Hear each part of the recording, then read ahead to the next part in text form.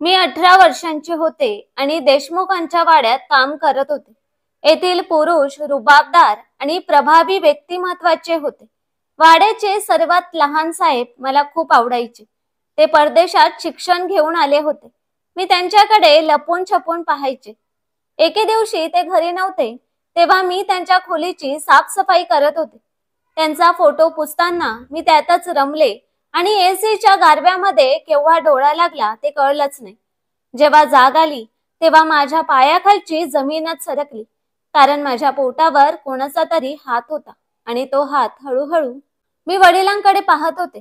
त्यांच्या हातात दारूची बाटली होती आणि ते आईला निर्दयीपणे मारत होते. माझ्या मनात वेदनेचा कळ उठत होता. मी कधी स्वप्नातही विचार केला नव्हता की माझं आयुष्य असं असेल. आई दुसऱ्यांच्या घरची कामं करून, भांडी घासून, कपडे धुवून आम्हा भावंडांचा सांभाळ करत होती. तिच्या कष्टानेच घरात चूल पेटायची. पण वडील मात्र तिचे कमावलेले पैसे हिसकावून घ्यायचे आणि अंगणात बसून दारू पिऊन शिव्यांची लाखोळी पाहायची. आईला त्यांचं हे वागणं असह्य झालं होतं. मी 18 वर्षांचे होते. तारुण्यात प्रवेश करत होते. त्यामुळे वडिलांची ही वागणूक आईला आणखी जास्त दुखावत होती. आजही वडील दारू घेऊन आले आणि अंगणात बसून प्यायला लागले. आईचा संयम सुटला आणि ती संतापून म्हणाली की तुम्ही माझे पैसे का चोरले? लाज वाटत नाही का? मुलगी मोठी होत आहे आणि तुम्ही अजूनही हेच करताय. जर प्यायचंच होतं तर बाहेर जाऊन प्यायला हवं होतं. घरात दारू कशाला आणली? आईचं हे बोलणं वडिलांच्या अहंकाराला सहन झालं नाही. त्यांनी तिला निर्दयीपणे मारायला सुरुवात केली. माझा लहान भाऊ मला बिलगून मोठमोठ्याने रडत होता आणि मी त्याला शांत करण्याचा प्रयत्न करत होते. मला आठवतं, लहानपणापासून मी हेच भयावह दृश्य पाहत आले होते. माझ्या काही मैत्रिणी होत्या, त्यांच्या वडिलांचे वागणे वेगळे होते. प्रेमळ, जबाबदार, कुटुंबाची काळजी घेणारे. पण माझे वडील, त्यांना फक्त दारू आणि आईला मारण्याचीच सवय होती. मी मोठी होत गेले तसे मैत्रिणींच्या आईंनी त्यांना माझ्यापासून दूर ठेवायला सुरुवात केली. त्यांच्यासाठी मी एका दारुड्या बापाची आणि दुसऱ्यांच्या घरची काम करणाऱ्या आईची मुलगी होते. समाजाच्या दृष्टिकोनात मी कमीपणाची होते, हे कटू सत्य स्वीकारणं फार जड जात होतं. मी तडफडून रडत होते आणि माझा लहान भाऊ गप्प झाला. त्याने माझे अश्रू पुसले, मला समजावू लागला. आम्ही दोघे एकमेकांना आधार देत होतो. बराच वेळ रडल्यावर बाहेरून आईच्या किंकाळ्या बंद झाल्या, म्हणून मी हलकेच अंगणात डोकावलं. वडील अजूनही पाठ फिरवून बसले होते. बाजूला बाटली पडली होती. पण जेव्हा मी आईकडे पाहिलं तेव्हा माझ्या काळजात धस्स झालं. तिच्या अंगावर ठिकठिकाणी निळसर वर्ण पडले होते. कपडे फाटलेले होते. आज वडिलांनी सगळ्या मर्यादा ओलांडल्या होत्या. त्यांनी लोखंडी पाईपने आईला अमानुषपणे मारहाण केली होती. मी धावत जाऊन आईला आधार दिला आणि तिला आत नेलं. तिची अवस्था इतकी गंभीर होती की तिला उभं राहण्याचंही त्राण नव्हतं. मी आणि माझ्या लहान भावाने मिळून तिच्या जखमांवर औषध लावलं. आई वेदनांनी तडफडत होती, पण तिच्या डोळ्यात केवळ शारीरिक वेदना नव्हत्या, तर तिच्या मनाला सतत एकच चिंता भेडसावत होती की आता ती कामावर जाऊ शकणार नाही आणि जर ती गेली नाही तर उद्या आमच्या घरात चूल कशी पेटणार. थोड्या वेळाने मी आईला हळद घातलेलं गरम दूध दिलं, जेणेकरून तिला थोडासा आराम मिळेल. मग लहान भावाच्या डोक्यावरून प्रेमाने हात फिरवत त्याला समजावलं की आईची नीट काळजी घे. मी तिच्या जागी देशमुखांच्या वाड्यावर जाते आणि तिथलं काम करून येते. लहान भावाने समजुतीने मान डोलावली. मी ओढणी डोक्यावर घेतली आणि वाड्याकडे निघाले. देशमुखांचा वाडा गावात सर्वात भव्य होता. तिथल्या बायका राणी महाराणींसारख्या राहायच्या आणि घरातील पुरुष भारदस्त आणि देखणे होते. संपूर्ण गावात देशमुख कुटुंबाचा मोठा दरारा आणि मान सन्मान होता. पूर्वी मी जेव्हा या वाड्याबद्दल ऐकायचे तेव्हा माझ्या डोळ्यांसमोर चित्रपटांमधील जमीनदार यायचे, जे गरीब लोकांवर अत्याचार करायचे. पण आमच्या गावचे देशमुख तसे नव्हते. ते अत्यंत सन्माननीय होते आणि गावातील स्त्रियांना नेहमी आदराने वागवायचे. त्यांच्या कुटुंबातील स्त्रिया देखील सुसंस्कृत आणि सोज्वळ होत्या. गावातील कोणत्याही स्त्रीच्या सुरक्षेबाबत देशमुख सदैव दक्ष असायचे. त्यामुळे गावातील प्रत्येक महिला त्यांच्याकडे विश्वासाने पाहायची. या वाड्यावर काम करणाऱ्या महिला देखील सन्माननीय होत्या. माझी आई अत्यंत प्रामाणिक आणि धार्मिक स्वभावाची होती, म्हणूनच मोठ्या मालकीनबाईंनी तिला कामावर ठेवले होते. त्या स्वभावाने कडक होत्या पण न्यायप्रिय होत्या. आईवर त्यांचा पूर्ण विश्वास होता, कारण ती कधीही खोटं बोलायची नाही. पण आता आई वाड्यावर जाऊ शकत नव्हती. घर चालवण्यासाठी मीच तिच्या जागी जाण्याचा निर्णय घेतला. आई वाड्यावर काम करू लागल्यापासून आमच्या घरची परिस्थिती थोडी सुधारली होती. पण त्यासोबत वडिलांना रोज दारूसाठी पैसे मिळू लागले होते. त्यामुळे त्यांचं व्यसन वाढलं होतं. मी देवाचं नाव घेत देशमुख वाड्यात पाऊल टाकणार होते. तो वाडा पाहून माझं हृदय जोरजोरात धडधडू लागलं. मला माहित नव्हतं की मोठ्या मालकीनबाई मला आईच्या जागी ठेवतील की नाही. पण मागे फिरण्याचा प्रश्नच नव्हता. इतक्या जवळ येऊन परत जाणं मला शक्य नव्हतं. मी थेट आईच्या मैत्रिणीकडे सविता मावशींकडे गेले. त्या मोठ्या मालकीनबाईंना भेटवू शकत होते. आईकडून मी नेहमी ऐकलं होतं की सविता मावशी कायमस्वरूपी स्वयंपाकघरात असतात. म्हणून मी सरळ तिकडेच वळले. इतक्या मोठ्या वाड्यात स्वयंपाकघर कुठे आहे हे मला माहित नव्हतं. पण स्वादिष्ट जेवणाच्या वासाने मला अंदाज आला आणि मी त्या दिशेने गेले. स्वयंपाकघरात प्रवेश केला तेव्हा समोर सविता मावशी स्वयंपाक करत होत्या. मी अलगद त्यांना हाक मारली तेव्हा त्या चमकून मागे वळल्या. त्या मला पाहताच त्यांनी आश्चर्याने विचारलं की तू सुधाची मुलगी ना? मी लगेचच मान हलवली आणि त्यांना माझ्या येण्याचं कारण सांगितलं. आईवर झालेला अत्याचार ऐकून त्या भावुक झाल्या आणि वडिलांवर संताप व्यक्त करू लागल्या. मी मात्र शांतपणे मान झुकवून बसून राहिले. थोड्या वेळाने सविता मावशी मला मोठ्या मालकीनबाईंच्या खोलीत घेऊन गेल्या. माझ्या छातीत धडधड वाढली होती. मी ओढणी नीट डोक्यावर घेतली. मोठ्या मालकीनबाईंचा रुबाब असा होता की गावातील मोठमोठ्या बायका त्यांच्या समोर दडपून जात. सविता मावशींनी दरवाजा ठोठावला आणि आम्हाला आत येण्याची परवानगी मिळाली. मी खोलीत शिरताच एक मंद सुवास दरवळत होता जो माझ्या श्वासात भिनला. सविता मावशी मला थेट मोठ्या मालकीनबाईंच्या समोर घेऊन गेल्या आणि त्यांच्या पायाजवळ बसून संपूर्ण हकीकत सांगितली. मग त्यांनी मला पुढे करत विनंती केली की ही मुलगी तिच्या आईच्या जागी काम करायला तयार आहे. कृपया हिला कामावर ठेवा. मोठ्या मालकीनबाईंनी मला निरखून पाहिलं. मी मात्र भीतीने मान झुकवून थरथरत उभी होते. देवाने मला खूप सुंदर बनवलं होतं आणि माझ्या डोळ्यात एक वेगळीच निरागसता होती. त्या मला पाहत म्हणाल्या की मुली, कायम ओढणी डोक्यावर ठेव. तुझा चेहरा या ओढणीने झाकलेला राहू दे. एकही केस बाहेर दिसता कामा नये. तू खूप सुंदर आहेस म्हणून सांगते. बाकी उद्यापासून तू तुझ्या आईच्या जागी काम करू शकतेस. त्यांच्या कडक आवाजात मी तात्काळ मान हलवली आणि त्यांचे आभार मानून घरी परत आले. मनाला खूप शांत वाटत होतं. आता आईला त्रास सहन करावा लागणार नव्हता आणि आमच्या घराचं उदरनिर्वाहाचं साधनही सुरू राहणार होतं. मला फार काळ तिथे काम करायचं नव्हतं त्यामुळे मी निर्धास्त होते. घरी पोचल्यावर पाहिलं तर आई औषधं आणि दूध घेतल्यामुळे शांत झोपली होती. मी लहान भावाच्या कपाळावर प्रेमाने हात फिरवत त्याच्या शेजारी बसले आणि दुसरीकडे पाहिलं तर पप्पा नेहमीप्रमाणे दारू पिऊन बेशुद्ध पडले होते. असा एक दिवस निघून गेला आणि दुसऱ्या दिवशी सकाळी मी वाड्यात पोहोचले. तिथे माझी पहिलीच भेट विदेशातून आलेल्या मोठ्या देशमुखांच्या मोठ्या मुलाशी झाली. मी त्याच्याकडे लक्ष न देता स्वयंपाकघराकडे वेगाने जात होते. तेवढ्यात समोरून येणाऱ्या त्याच्याशी अचानक धडकले. मी पडण्याच्या अगोदरच त्याने मला आपल्या मजबूत हातांनी घट्ट पकडलं. मी ताबडतोब सावध होत सरळ उभी राहिली. माझं हृदय वेगाने धडकत होतं. या धडकेत माझ्या चेहऱ्यावरची ओढणी बाजूला झाली होती. तो मला निरखून पाहत होता. तो खूप देखणा होता. पांढरा शर्ट आणि काळी पॅन्ट घातलेला तो एखाद्या राजकुमारासारखा भासत होता. मी स्तब्ध होऊन त्याच्याकडे पाहतच राहिले आणि तोही मला एकटक पाहत होता. जर मोठ्या मालकीनबाईंनी आपल्या मुलाला मला अशा नजरेने पाहताना पाहिलं असतं तर त्या दिवसापुरतच नव्हे तर कायमसाठी माझ्या आणि आईच्या वाड्यात येण्यावर बंदी आली असती. मी पटकन भानावर येत चेहऱ्यावरचा पदर व्यवस्थित घेतला आणि कोणतीही प्रतिक्रिया न देता त्वरित स्वयंपाकघराच्या दिशेने निघाले. मी अजून स्वयंपाकघरात प्रवेशही केला नव्हता की तेव्हाच त्या परदेशी साहेबाने मला हाक मारली. मी तत्काळ थांबले आणि त्याच्या जवळ जाऊन उभी राहिले. माझं हृदय वेगाने धडधडत होतं. तो मला पाहून म्हणाला, अगं मुली, मला एक कप कॉफी बनवून वर माझ्या खोलीत आण आणि लवकर. असं म्हणताच तो तिथे थांबला नाही.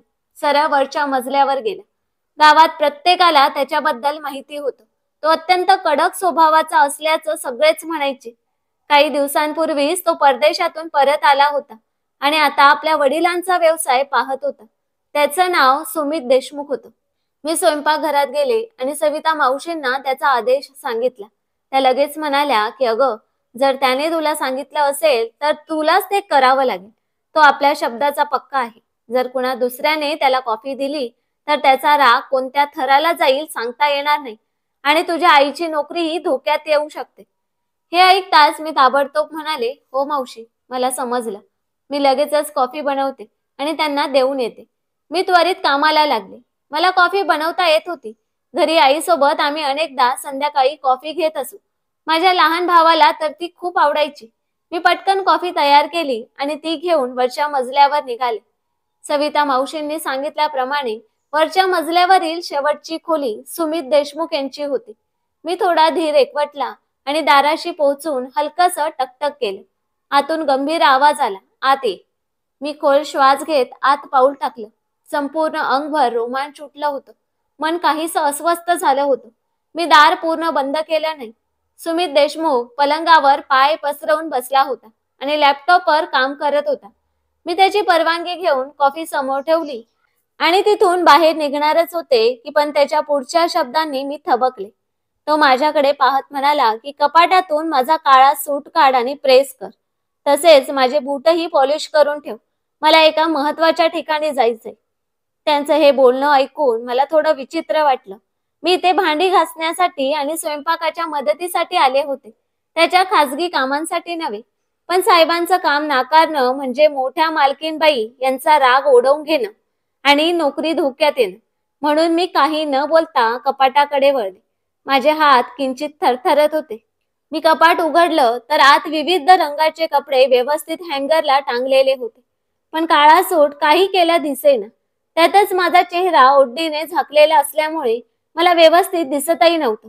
मी थोडी घाबरले आणि सूट शोधण्याच्या नादात सगळे कपडे इकडे तिकडे हलवले. तेव्हाच मागून त्याचा आवाज आला, अगं मुली, चेहऱ्यावरची ती लांब ओढणी बाजूला कर आणि नीट काम कर. पण मोठ्या मालकीनबाईंनी स्पष्ट आदेश दिला होता की माझा चेहरा ओढणीत झाकलेला असावा. त्यामुळे मी त्याचं ऐकलं नाही आणि ओढणी तशीच ठेवून कपडे शोधू लागले. तेव्हाच तो अचानक माझ्या अगदी जवळ आला आणि त्याने माझ्या डोक्यावरची ओढणी खेचून घेतली. मी दचकून मागे वळले. माझ्या मोठ्या डोळ्यात भीती स्पष्ट दिसत होती. चेहऱ्यावर घामाच्या थेंबांनी चमक आली होती. तो काहीसा वेगळ्याच नजरेने मला पाहत होता. माझ्या चेहऱ्यावर आलेला घाम त्याने हलक्या हाताने पुसला आणि म्हणाला की अगं, मी तुला खाणार नाही. इतकी घाबरतेस का? शांतपणे काम कर. त्याचा हात चेहऱ्यावर लागताच मी घाबरून मागे सरकले. तो पुन्हा बेडवर बसला, पण त्याची नजर माझ्यावरून हटतच नव्हती. मी अजूनही घाबरलेली असतानाच अचानक माझ्या नजरेसमोरच काळा सूट दिसला. मी तो पटकन घेतला आणि प्रेस करू लागले.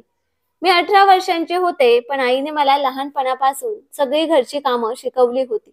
ती इतरांच्या घरी कामाला जात असल्यामुळे घरातील जबाबदारी माझ्यावरच होती.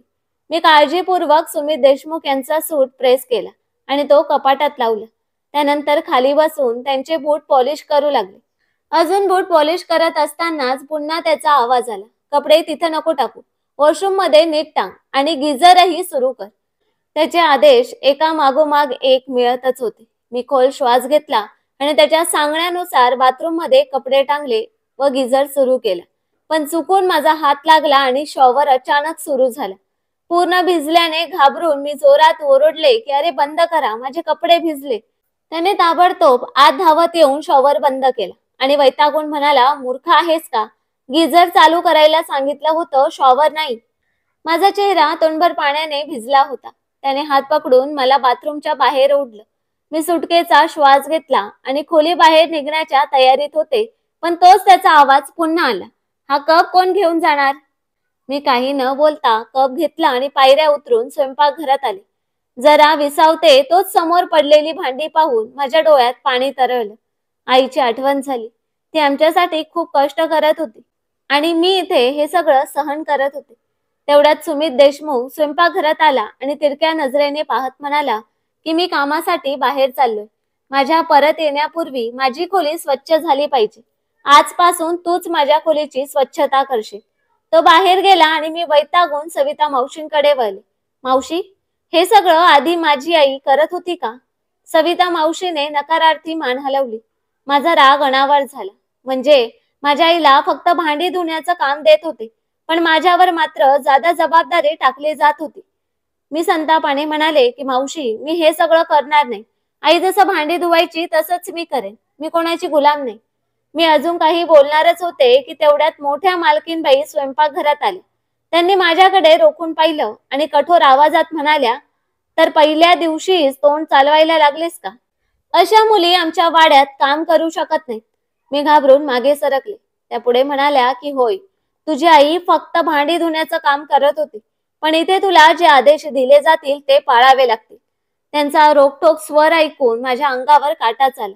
मी घाईघाईने म्हणाले की माफ करा मोठ्या मालकीनबाई, माझा तो अर्थ नव्हता. मी अजून काही सांगणारच होते, पण त्यांनी हात उंचावला आणि थंड आवाजात म्हणाल्या की आज तोंड चालवलंय ते ऐकलं, पण लक्षात ठेव, जर पुन्हा असं झालं तर आम्ही माफी देत नाही. त्यांनी सविता मावशीला इशारा केला आणि खोलीबाहेर निघून गेल्या. माझ्या डोळ्यातून अश्रू ओघळले. मी फक्त 17-18 वर्षांची होते. या सगळ्यासाठी अजिबात तयार नव्हते. माझी आई नेहमी मला या सगळ्या गोष्टींपासून दूर ठेवायची. कदाचित तिला माहित होतं की मला हे सगळं आवडत नाही. काळ पुढे सरकत होता आणि तिची तब्येत दिवसेंदिवस खालावत चालली होती. त्यामुळे मला रोज वाड्यात जावं लागत होतं. आश्चर्याची गोष्ट म्हणजे त्या परदेशी बाबूंनी माझा पगार वाढवला होता. त्याच्या या कृपेने मी थोडी स्तब्ध झाले होते. आता त्याच्यासाठी काम करणं मला तितकंसं वाईट वाटत नव्हतं. उलट त्याचं काम करता करता मला त्याची सवय होत चालली होती. मात्र एक गोष्ट मला समजत नव्हती की त्याला पाहिल्यावर माझं हृदय का धडधडू लागतं. त्याचं वय माझ्यापेक्षा बरंच जास्त होतं. तो साधारण 28 ते 30 वर्षांचा असावा आणि मी फक्त 18 वर्षांची होते. एवढ्या मोठ्या वयाचा फरक असूनही तो मला आवडू लागला. मी त्याच्याकडे चोरून पाहायचे, कारण जर कोणाच्या नजरेस हे पडलं तर माझं जगणं कठीण होईल. विशेषतः मोठ्या मालकीनबाईंनी पाहिलं तर. हा एक मोठा वाडा होता, जिथे संपूर्ण संयुक्त कुटुंब राहत होतं. 3 भावांची ही वंश परंपरागत जमीनदारी होती आणि त्यांच्या पत्नी मोठ्या स्थितीत वावरत होत्या. या घरातील सर्वात मोठ्या आणि सर्वशक्तिमान व्यक्ती म्हणजे मोठ्या मालकीनबाई होत्या. त्यांचे 2 दीर आणि त्यांच्या पत्नी त्यांच्या शब्दाखाली राहत होते. इथे माझ्या वयाच्या काही मुलीही राहत होत्या, ज्या घराच्या बाहेर फारशा जात नसत. घरातील महिलांसाठी ठराविक नियम होते आणि त्यांच्यावर कठोर बंधनं होती. देशमुख कुटुंब आपली प्रतिष्ठा टिकवण्यासाठी मुलींना बाहेर जाऊ देत नव्हते. शिक्षणासाठी जरी गाडीची सोय असली तरी घरातील प्रत्येक जण मोठ्या मालकीनबाईंच्या आज्ञेच्या अधीन होता. या वाड्यातील पुरुष कधीच कुठल्याही स्त्रीकडे चुकीच्या नजरेने पाहत नसत. मी इथे काम करत असताना कुणीही माझ्यावर वाईट दृष्टी टाकली नव्हती. पण एकटाच सुमित देशमुख, तो मात्र वेगळा होता. काळ पुढे जात होता आणि वाड्यात काम करत मला 2 महिने झाले होते. आता माझ्या आईची तब्येत सुधारत होती. एक दिवस तिने मला सांगितलं की आता तुला इथे काम करण्याची गरज नाही. मी पुन्हा वाड्यात काम करू शकते. पण मी तिला थांबवलं. एकतर तिची स्थिती पाहून मला तिची दया येत होती. इतक्या कष्टानंतरही ती आमच्यासाठी जीव ओतून काम करत होती. ती दिवसभर घराघरात भांडी घासत असे आणि रात्री शिवणकाम करत बसे. मी तिला ठामपणे सांगितलं की आई, तू घरी बसून शिवणकाम कर, मी वाड्याचं काम करते. पण खरी गोष्ट वेगळीच होती. माझा आता घरात वेळ जात नव्हता. तोच परदेशी बाबू सुमित देशमुख मला वारंवार आठवू लागला होता. त्याचं अस्तित्व माझ्या मनात खोलवर बसलं होतं. दिवसातला एक तरी वेळ त्याला पाहिल्याशिवाय मला चैन पडत नव्हतं. त्याच्यासाठी कॉफी बनवणं, कपडे प्रेस करणं, बूट पॉलिश करणं आणि आता तर त्याच्या खोलीची स्वच्छता करायचं कामही माझ्यावरच आलं होतं. आजही तसंच झालं. सविता मावशींनी मोठ्या मालकीनबाईंचे आदेश सांगितले. सुमित देशमुख म्हणतो तो खोलीतून बाहेर गेल्यावर त्याची खोली स्वच्छ करून कपडे नीट लावून ठेवायची. त्यांच्या आदेशानुसारच मी लगेचच झाडू पोछा घेतला आणि खोलीत जाऊन कामाला लागले. जेव्हा मी धूळ साफ करण्यासाठी कपड्याचा वापर करून ड्रेसिंग टेबलवर फिरवला, तेव्हा तिथे सुमित देशमुखचा फोटो ठेवलेला होता. तो फोटो पाहताच माझ्या हृदयात एक वेगळीच भावना दाटून आली. हा माणूस कधी नकळत माझ्या मनात घर करून बसला होता. मी या वाड्यात फक्त एक साधी नोकराणी होते आणि माझं आणि सुमित देशमुखचं कोणतंही विशेष नातं नव्हतं. मी जणू जमिनीवरच्या मातीसारखी, तर तो आकाशात चमकणाऱ्या चंद्रासारखा. माझ्या हाती तो कधीच लागू शकत नव्हता, पण तरीही माझं मन त्याच्या आठवणीत हरवू लागलं होतं. कितीतरी वेळा मी लपून लपून त्याच्याकडे पाहिलं होतं, पण समोर असताना मात्र कधीच नजर मिळवण्याची हिंमत केली नव्हती. मात्र आज त्या फोटोकडे पाहताना कोणतीही भीती नव्हती. त्याचा हसरा चेहरा, बोलके डोळे, रुबाबदार व्यक्तिमत्व सगळंच माझ्या मनात खोलवर बसलं होतं. एक क्षणभर विचार न करता मी तो फोटो उचलला आणि तो आपल्या हृदयाशी धरला. त्याचं अस्तित्व इतकं जवळून जाणवणं म्हणजे एक वेगळंच समाधान होतं. खोलीतील थंडगार हवा मला हलकी वाटू लागली होती. दिवसभर काम केल्यामुळे माझ्या कमरेत आणि पाठीत वेदना जाणवत होत्या. सकाळचा नाश्ता आणि रात्रीच्या जेवणाची भांडी घासून मी अगदी थकून गेले होते. थोडा आराम घ्यावा म्हणून मी त्याच्याच पलंगावर निवांत पडले आणि कधी डोळा लागला ते कळलंच नाही. माझ्या हातात अजूनही त्याचा फोटो होता आणि तोच फोटो मी आपल्या छातीशी घट्ट धरून झोपले होते. किती वेळ गेला हे समजलंच नाही, पण अचानक मला जाणवलं की कोणीतरी माझ्या अगदी जवळ आहे. घाबरून मी डोळे उघडले आणि जे पाहिलं त्याने माझा श्वासच थांबला. कोणाचा तरी हात माझ्या पोटावर होता. मी आवाज द्यायचा प्रयत्न केला, पण माझं संपूर्ण शरीर गोठून गेलं होतं. तो हात हळूहळू वर सरकू लागला आणि मी कसलीही प्रतिक्रिया देऊ शकले नाही. त्यानंतर काय झालं हे मला ठाऊक नाही, कारण काही वेळातच मी पुन्हा बेशुद्ध झाले. सुमारे 3 तासांनी मला शुद्ध आले. मी अजूनही त्याच खोलीत होते, पण जसजशी जाणीव परत येऊ लागली तसतसा अंगात एक विचित्र जडपणा जाणवू लागला. शरीरात प्रचंड वेदना होत होत्या. मी हलण्याचा प्रयत्न केला, पण माझा थरकाप उडाला. मी चादरीखाली पाहिलं आणि माझं मन सुन्न झालं. काहीतरी भयंकर घडलं होतं. माझ्यावर कुणीतरी अत्याचार केला होता का? माझा सन्मान लुटला गेला होता का? 100 प्रश्न माझ्या मनात घुंगावत होते. डोळ्यातून अश्रू वाहू लागले. मी थरथरत उठले, खोलीभर नजर फिरवली, पण तिथे कोणी नव्हतं. माझ्या बेशुद्ध अवस्थेचा फायदा घेतला गेला होता. मला इतकी गाढ झोप का लागली होती हे मला कळतच नव्हतं. मी ताबडतोब कपडे व्यवस्थित केले आणि वेड्यासारखी वाड्यातून बाहेर पडले. घरी पोहोचताच मी स्वतःला आवरू शकले नाही. मनातल्या वेदनांनी भरभरून रडू लागले. माझी अवस्था अशी झाली होती जणू कोणी मला पूर्णपणे उद्ध्वस्त करून टाकलं होतं. जर कोणाला कळलं असतं की माझा सन्मान लुटला गेलाय, तर मला प्रचंड अपमान सहन करावा लागला असता. कुणीच मला स्वीकारणार नाही हाच विचार मला अधिक बेचैन करत होता.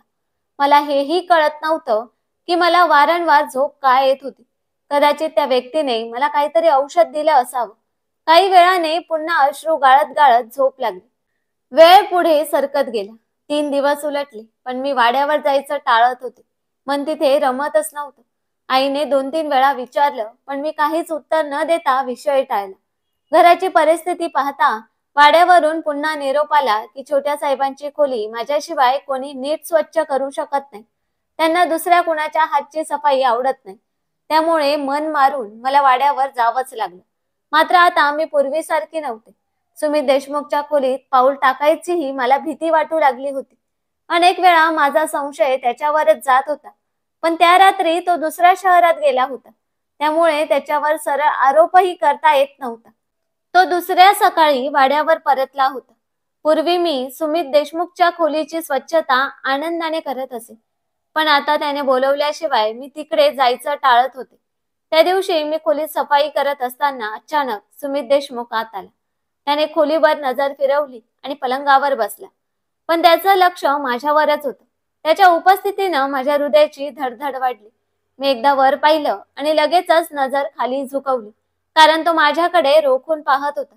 जेव्हा मी खोलीतून बाहेर पडायला वळले, तेव्हा त्याने आवाज दिला आणि थांबायला सांगितलं. थांब माधुरी, खोली अजून पूर्ण साफ झालेली नाही. कुठे चालली आहेस? मी शांतपणे उत्तर दिलं की मी नंतर साफ करेन. माझी तब्येत ठीक नाहीये.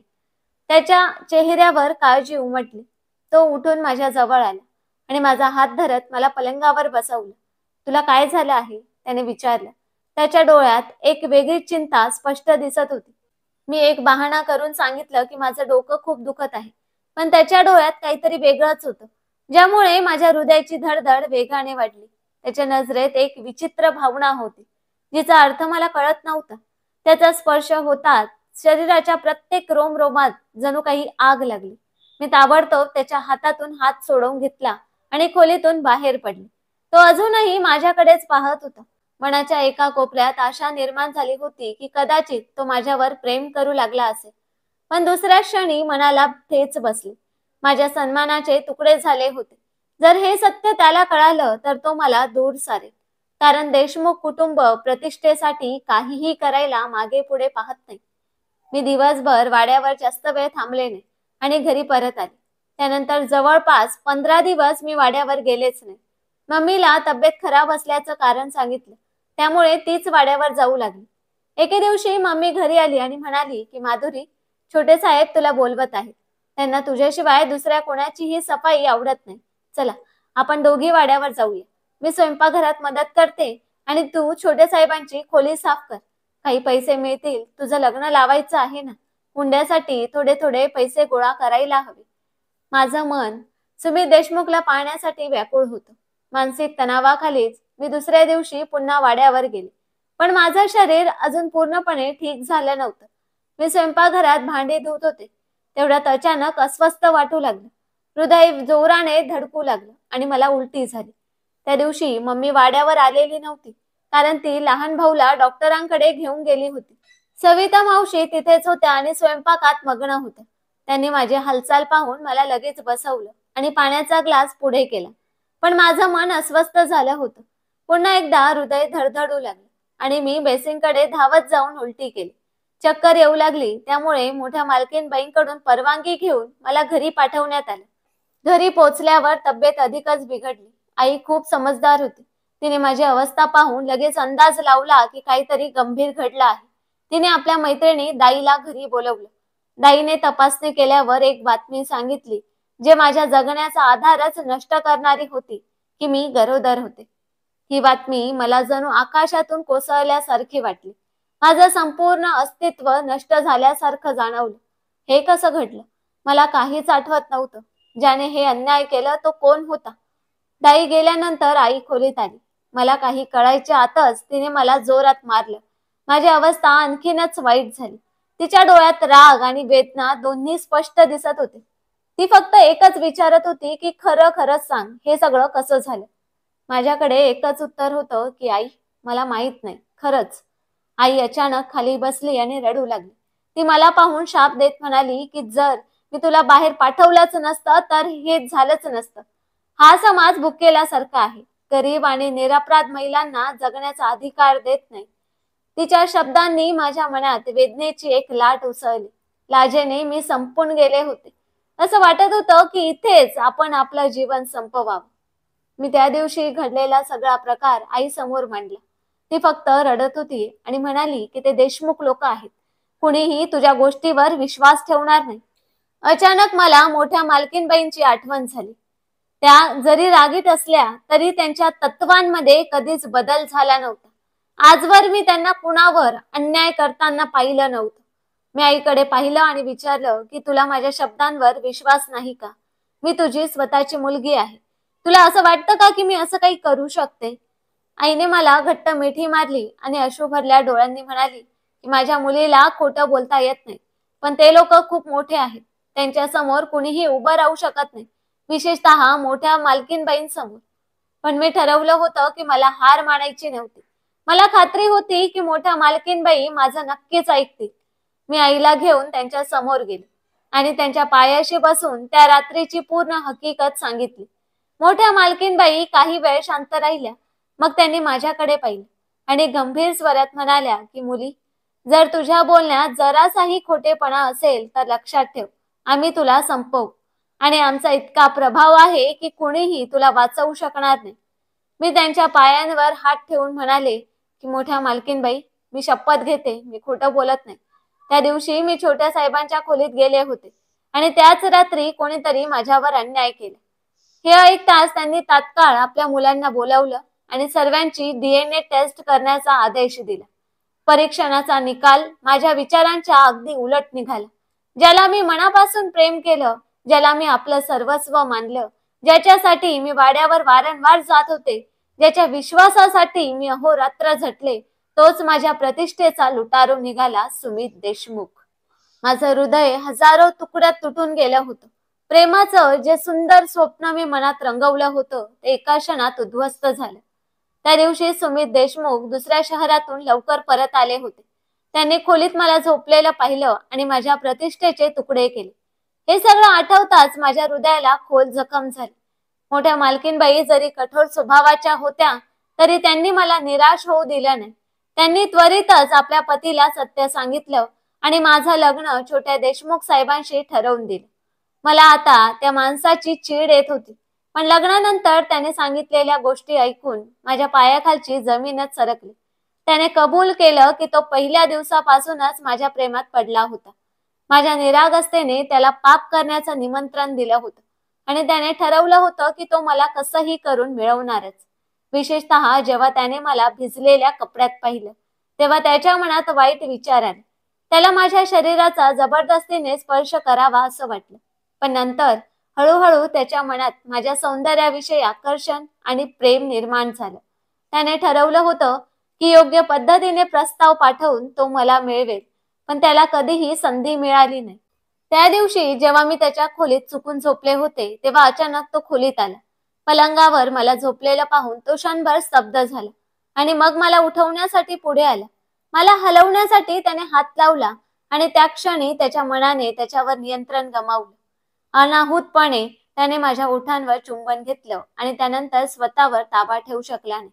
हळूहळू त्याचे हात माझ्या शरीरावर फिरू लागले. माझ्या डोळ्यांना थोडी हालचाल जाणवली, तेव्हा तो घाबरला आणि घाईघाईने माझ्या गळ्यातील एक नस दाबली, ज्यामुळे मी बेशुद्ध झाले. सुमित देशमुख म्हणाला की नंतर मला खूप पश्चाताप झाला. मी तुझी माफी मागायची होती, तुला सन्मानाने स्वीकारायचं होतं आणि तुझ्यासोबत लग्न करून तुझा सन्मान परत मिळवून द्यायचा होता. पण मी वाड्यावर परत आल्यावर तू तिथे नव्हतीस. तो दररोज माझी वाट पाहत होता. पण त्याआधीच मी मोठ्या मालकीनबाईंकडे जाऊन त्यांना माझ्या परिस्थितीबद्दल सांगितलं होतं आणि त्यांनी माझं लग्न सुमित देशमुख याच्यासोबत ठरवलं. सुमित देशमुख म्हणाला की जे काही घडलं ते अत्यंत चुकीचं होतं, पण एक गोष्ट चांगली झाली ती म्हणजे तू मला भेटलीस. मी तुझ्या प्रत्येक वेदनेचा बदला घेईन आणि तुला कधीही दुःखी होऊ देणार नाही. हळूहळू त्याने माझ्या मनातील तिरस्कार दूर करण्याचा प्रयत्न सुरू केला. मी गर्भवती झाले होते आणि माझी तब्येत खूप खराब झाली होती. एकतर माझं वय कमी होतं आणि मी शारीरिक दृष्ट्या खूप अशक्त होते. या काळात त्याने माझी खूप काळजी घेतली. होय, त्याने मोठी चूक केली होती आणि मी त्याला कधीच पूर्णपणे माफ करू शकत नव्हते, कारण त्याने माझ्या निरागसतेचा गैरफायदा घेतला होता. पण आता तो माझा पती होता, माझ्या होणाऱ्या बाळाचा पिता होता. काहीही झालं तरी मला त्याला स्वीकारणं भाग होतं. माझी आई आनंद अश्रू ढाळत होती. तिला असं वाटत होतं की संपूर्ण गावाला सांगायला हवं की तिच्या मुलीचं लग्न देशमुख साहेबांच्या वाड्यात झालं आहे. हळूहळू वेळ पुढे सरकत गेला. 9 महिने कसे निघून गेले ते समजलंच नाही, कारण माझे दिवस आणि रात्री सुमित देशमुखच्या मिठीतच सरत होते. अखेर 9 महिन्यांनी माझ्या हातात चंद्रासारखा मुलगा आला, जो सुमित देशमुख सारखाच दिसत होता. सुमित देशमुखने आपल्या वडिलांची मदत घेऊन माझ्या वडिलांना समजावलं आणि त्यांना चांगली नोकरी मिळवून दिली. त्यामुळे आमच्या परिस्थितीत मोठा बदल झाला. ज्या घरात मी दुसऱ्याचा ऐकून निर्णय घेत होते, त्याच घरात आता माझा शब्द अंतिम मानला जात होता. तर मित्रांनो, तुम्हीच सांगा, सुमित देशमुख सोबत लग्न करून मी चूक केली का? त्याने नकळत केलेल्या प्रत्येक गोष्टीची त्याला शिक्षा मिळायला हवी होती का? कृपया तुमची मतं कमेंट्समध्ये कळवा आणि जर कथा आवडली असेल तर व्हिडिओला लाईक करा आणि चॅनलला सबस्क्राईब करायला विसरू नका. धन्यवाद.